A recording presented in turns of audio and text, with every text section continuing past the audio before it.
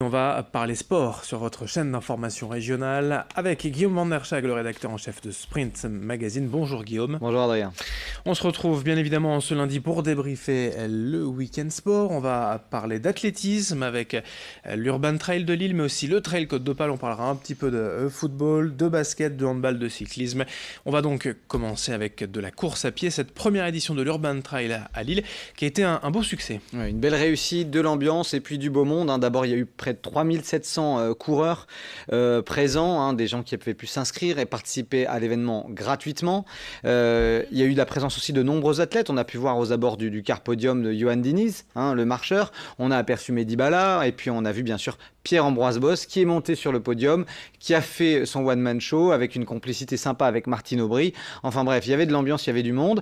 1500 mètres tout en ligne droite le long du boulevard de la Liberté qui s'est couru vraiment très rapidement. Ensuite un 5 km où il y avait près de 600 participants. Et puis l'Urban Trail à un peu plus de 9 km où les coureurs ont pu passer de la Citadelle à l'Hospice Comtesse vers le musée des Beaux-Arts, le Palais Saint-Sauveur, etc. C'était vraiment des sites animés. Il y avait aussi pas mal de groupes qui jouaient de la musique. Et donc il y avait des gens qui couraient, puis il y avait des gens qui se baladaient, qui prenaient des photos. En tout cas, c'était une belle initiative.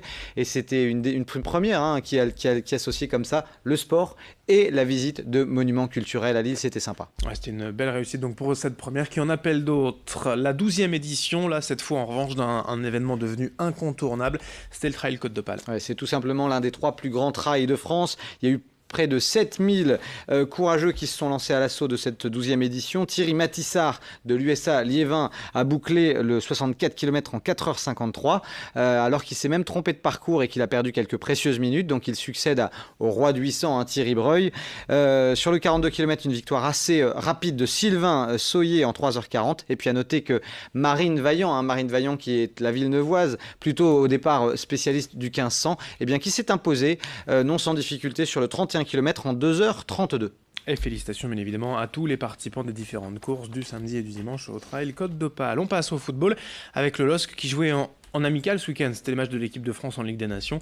Belle victoire pour Lille. Oui, malgré la trêve hivernale, le LOSC a profité après sa défaite à Angers pour bien travailler, pour répéter ses gammes et une belle victoire avec le score 6-0 face au Red Star, un pensionnaire de Ligue 2. Pourtant privé de Pépé, le LOSC dans ce match à huis clos au domaine de Luchin a vraiment montré beaucoup de solidité dans l'entrejeu, gagné beaucoup de duels et donc 6-0 contre ce pensionnaire de Ligue 2. Galtier en a profité pour faire tourner son effectif, pour intégrer les nouveaux joueurs et donc on peut estimer que la défaite à Angers est presque oubliée. Il faudra confirmer dès la reprise du championnat de Ligue 1 le week-end prochain. Un match amical aussi pour le VAFC.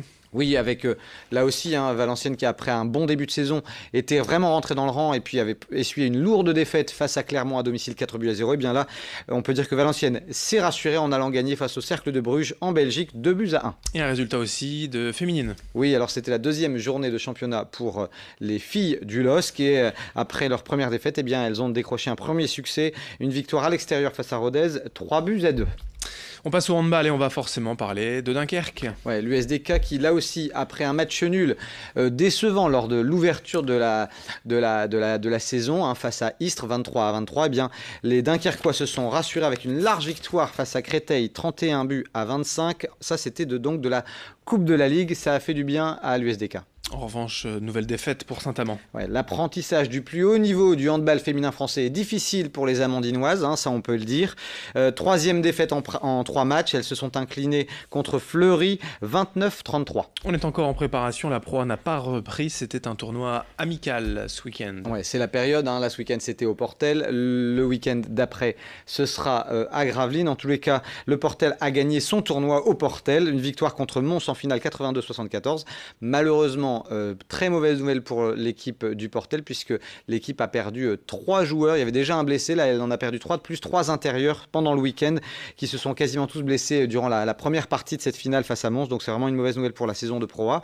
Le BCM qui avait perdu face à Mons s'est consolé dans le match pour la 3e place, victoire contre Blois 86-68. Et du cyclisme, les boucles de l'Artois. Ouais, c'était les boucles de l'Artois ce week-end. Ça faisait office même de finale de la Coupe de France de DN1, la première division amateur. Alors si Florian Maître a remporté la première étape samedi entre Croisy et Avesnes-le-Comte, On était persuadé que le contre-la-montre de samedi, ensuite de long de 23 km entre le Mont-Saint-Éloi et Parc d'Olin, allait être le juge de paix de ces boucles de l'Artois. Eh bien pas du tout, puisque le lendemain, sur l'étape de dimanche, tout a été remis en question. Fabien Schmitt et Romain Bacon, 2 anciens pros, ont lancé une grosse attaque et le deuxième, Romain Bacon, s'est emparé du maillot rose et a remporté donc ces boucles de l'Artois. Et puis on termine quelques infos en bref, d'abord de l'automobile. Oui, alors avec un rallye qui avait lieu ce week-end, le rallye du Béthunois, c'était je crois la 41e ou la 42e édition, et c'est un Nord-Irlandais qui s'est imposé, Gary Jennings. Alors vous allez me dire, l'enfant du pays, le grand favori, Stéphane Lefebvre, qu'en est-il? Eh bien lui qui s'est imposé plusieurs fois au rallye du Béthunois, a dû abandonner dès la deuxième spéciale, puisqu'il a eu des gros soucis avec sa Citroën Exara.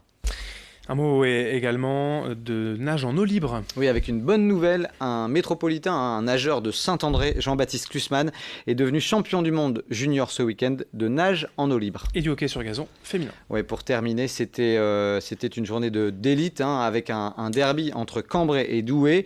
Les Douaisiennes étaient plutôt favorites. Eh bien, Cambrai in extremis a accroché le match nul face à Douai, 3 buts partout. Voilà pour les résultats, le débrief de ce week-end sport. On parlera de nouveaux sports bien sûr cette semaine.